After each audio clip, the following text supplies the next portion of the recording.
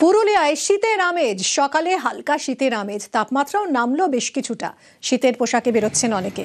পুরুলিয়ার সর্বনিম্ন তাপমাত্রা 19 ডিগ্রি সেলসিয়াস। কথা বলবো ইন্দ্রজিতের সঙ্গে। ইন্দ্রজিৎ, অর্থাৎ সোয়েটার চাদর বের করার দিন তাহলে এসে গেল পুরুলিয়ায়?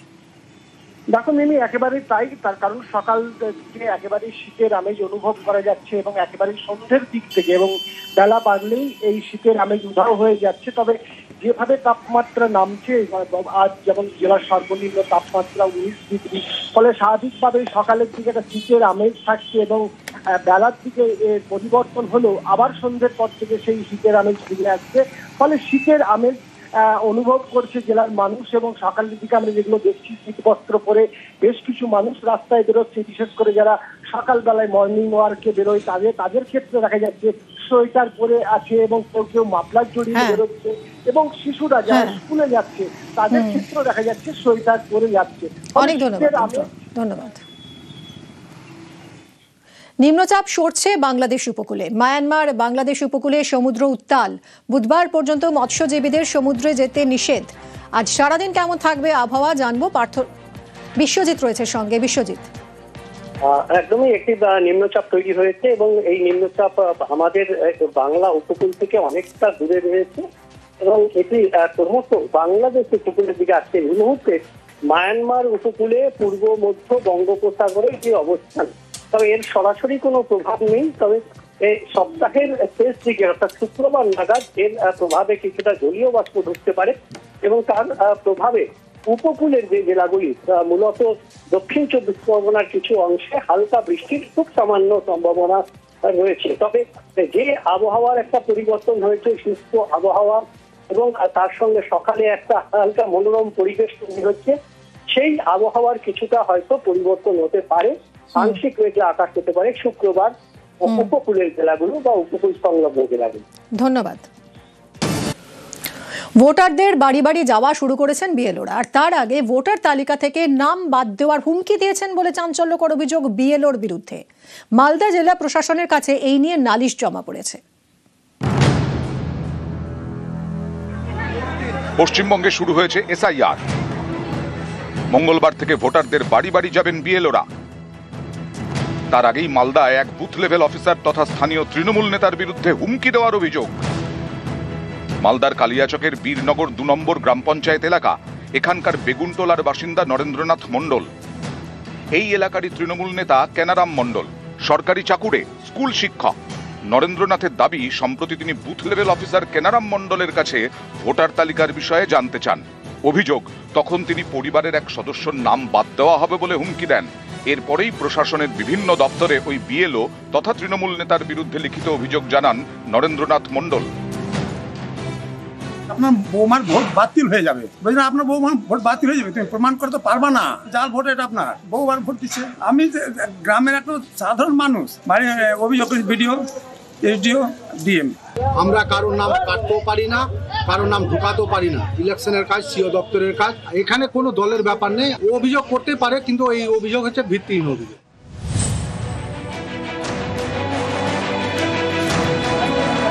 পশ্চিম বর্ধমানের আসানসোল। এখানকার 3টি প্রাইমারি স্কুলে মোট 6 জন শিক্ষক। সকলেরই এসআইআর এর কাজ পড়েছে। এতেই তারা চিন্তায়। তাদের প্রশ্ন, স্কুলে ক্লাস নেবেন কিভাবে? আর যদি ক্লাস নিতে হয় তাহলে এসআইআর এর কাজ করবেন কিভাবে? স্কুল করার পরে তো আর ভোটারদের বাড়ি বাড়ি যাওয়া সম্ভব নয়। আমাদের দুজনকেই নিয়ে নেওয়া হয়েছে বিএলওর দায়িত্বে। আমাদেরকে স্কুল করার পরে সেই কাজটা করতে হবে। এবার স্কুল আবার আমাদের 10:30 থেকে 4টা, 5টার পরে আমাদেরকে এসআইআর এর কাজ করতে হবে। এই অবস্থাতে আমার মনে হয় খুব অসুবিধা হবে কাজ করতে। ডেপুটেশনে কোনো টিচার দিতেন স্কুল ডিপার্টমেন্ট থেকে, তাহলে আমার মনে হয় কাজটা খুব সুবিধা হবে। আলিপুরদুয়ারের পাতলাখাওয়া গ্রাম পঞ্চায়েত। এখানকার একটি স্কুলের চুক্তিভিত্তিক শিক্ষক খিতিন বর্মন। তিনি আবার তৃণমূলের অঞ্চল সভাপতি। এসআইআরে বুথ লেভেল অফিসার করা হয়, কিন্তু তৃণমূল নেতা হওয়ায় তার বিরুদ্ধে আপত্তি তোলে বিজেপি। এরপর তিনি অঞ্চল সভাপতির পদ ছাড়েন। ভারতের নির্বাচন কমিশন কাকে রাখবেন, কাকে অ্যাপয়েন্টমেন্ট দিবেন, সেটা তাদের ব্যক্তিগত ব্যাপার। শুধু এতটুকু বলবো, খিতিন বর্মন যে বিএলও হিসেবে ছিলেন, উনি আমাদের পাতলাখাওয়া 2 অঞ্চল সভাপতি ছিলেন, কিন্তু বর্তমানে সেই কাজ থেকে অব্যাহতি চেয়েছেন, আমরা তাকে অব্যাহতি দিয়েছি। সোমবার বুথ লেভেল অফিসারদের ট্রেনিং শেষ। মঙ্গলবার থেকে ভোটারদের তারা বাড়ি বাড়ি যাবেন। সোমবার ডালহাউসির জেসাব বিল্ডিং থেকে বিএলওদের দেওয়া হয় এনুমারেশন ফর্ম। এই গণনা ফর্ম নিয়ে উত্তর কলকাতার 6টি বিধানসভা এলাকায় যাবেন বুথ লেভেল অফিসাররা। দক্ষিণ 24 পরগনার ট্রেজারি বিল্ডিং থেকেও এদিন দেওয়া হয় এনুমারেশন ফর্ম। ফর্ম হাতে পেয়ে গেলেও অনেক বিএলও চিন্তায়। তাদের প্রশ্ন, স্কুলে ডিউটি করে ভোটারদের বাড়ি বাড়ি যাবেন কিভাবে? এটা যে ধরনের কাজ, এই কাজটা করতে 8 ঘন্টা একটা সময় লাগবে, সে কি করে কাজটা সম্পূর্ণ করতে পারবে? এই জন্য এটাকে ফুল ডিউটি দিতে হবে, আদারওয়াইজ কিন্তু ইন সার্ভিস ইয়েতে কাজ করা সম্ভব নয়। অন ডিউটি না দিলে আমাদের তো 4:30 অব্দি স্কুল, কারণ ডে স্কুল, তো 4:30টার পরে কাজটা করা কখনোই সম্ভব না। আর মহিলাদের পক্ষে সন্ধ্যাবেলা বাড়ি বাড়ি গিয়ে ফর্ম বিলি করার কাজটা একেবারেই সম্ভব না। নিউজ 18 বাংলা। বিএলওদের ফের গ্রেফতারি হুঁশিয়ারি। কমিশনের নির্দেশ অমান্যে বিহারের মতো গ্রেফতারি। বিএলওদের হুঁশিয়ারি দিয়েছেন শুভেন্দু অধিকারী। অযথা আতঙ্কের পরিবেশ তৈরি করছে বিজেপি। বিএলওদের সব রকম সাহায্যের আশ্বাস অভিষেক বন্দ্যোপাধ্যায়ের। এখন বিএলও হতে গিয়ে ঘোষণা করছে আমরা তৃণমূল করি না। নজর আমাদের থাকবে, ব্যবস্থা আমরা নেব, এবং সব হিন্দু বুথে বিএলএ 2 থাকছে, এবং আমি বলেছি সব রাজনৈতিক দলের বিএলএ 2দের সমন্বয় করে করব, এবং বিএলওদের স্পেসও খুব কম। কোন পলিটিক্যাল পার্টির কথা না শুনে ইলেকশন কমিশনের গাইডলাইন টোটো ফলো করা উচিত। একদম ইলেকশন কমিশনের লিখিত গাইডলাইন, তার বাইরে বিএলওরা দয়া করে যাবেন না। বিহারে বহু বিএলও বিপদে পড়েছে, এফআইআর হয়েছে, অ্যারেস্ট হয়েছে। যদি সুরক্ষা না পান, আক্রান্ত হন, ইলেকশন কমিশনেরও দ্বারস্থ হন, আপনারা আমাকে জানাতে পারেন। বিএলওদের কি কাজ করা উচিত বিএলওরা নিজেরা সবাই ভালো করে জানে, কিন্তু বিজেপি যে আতঙ্কের পরিবেশ তৈরি করছে, বিশেষ করে বিজেপির কিছু নেতা, তারা হুমকি দিচ্ছে যে বিএলওদের অ্যারেস্ট করা হবে। আমরা তার এগেইনস্টে কমপ্লেনও করেছি। ইলেকশন কমিশন যদিও কোনো ব্যবস্থা নেয়নি, ইলেকশন কমিশনে তো গেরুয়াকরণ হয়ে গেছে। যদি কারোর কোনো সাহায্য সহযোগিতার প্রয়োজন হয়, আমি প্রত্যেকটা বিএলওর কাছে অ্যাপিল করব, আমাদের সব জায়গায় ক্যাম্প থাকবে। আপনাদের সাহায্য সহযোগিতা হলে প্রশাসনের সাথে যোগাযোগ করবে। নির্বাচন কমিশনকে যেমন আপনারা জানাবেন, আপনারা প্রশাসনকেও জানাবেন, প্রশাসন আপনাদের পাশে দাঁড়াবে। শুভেন্দু অধিকারী সুকান্ত মজুমদারকে হুঁশিয়ারি তৃণমূল সাংসদ কল্যাণ বন্দ্যোপাধ্যায়ের। ডানকুনি এলে ফিরতে পারবেন না বলে হুঁশিয়ারি। শুভেন্দু সুকান্তকে ডানকুনি আসার চ্যালেঞ্জ জানিয়েছেন কল্যাণ। কেন্দ্রীয় বাহিনীকে ছাড়াই আসার চ্যালেঞ্জ। ডানকুনিতে এসআইআর আতঙ্কে হৃদরোগে মৃত্যুর অভিযোগ। মৃতের বাড়িতে গিয়ে বিজেপিকে এই চ্যালেঞ্জ কল্যাণ বন্দ্যোপাধ্যায়ের।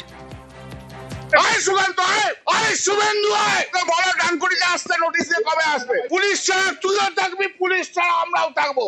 বাড়ি ফিরবি কিনা দেখে নাও। ভারতবর্ষে কখনো কোনো চিফ ইলেকশন কমিশনের সময় হয়নি। এই চিফ ইলেকশন কমিশনের সময় 8 জন লোক পশ্চিমবাংলায় মারা গেল। উনি ঐতিহাসিক কাজ করে দেখিয়ে দিচ্ছেন, গণতন্ত্র শেষ করে দিলেন। কার ইনস্টেন্সে করেছেন? ভারতীয় জনতা পার্টি। এদের প্রভোকেশনের জন্য পশ্চিমবাংলা অনেকগুলো মানুষ মারা গেছে। এই প্রভোকেশন হচ্ছে ক্রিমিনাল অ্যাক্ট। হাইকোর্ট এবং সুপ্রিম কোর্টের কাছে অনুরোধ থাকবে যে আপনারা সুমোটো আপনারা এর পদক্ষেপ নিন। আমরা যোগাযোগ করেছি বিজেপি নেতা দেবজিৎ সরকারের সঙ্গে। দেবজিৎ, আপনি শুনলেন কল্যাণ বন্দ্যোপাধ্যায়ের চ্যালেঞ্জ, কি বলবেন?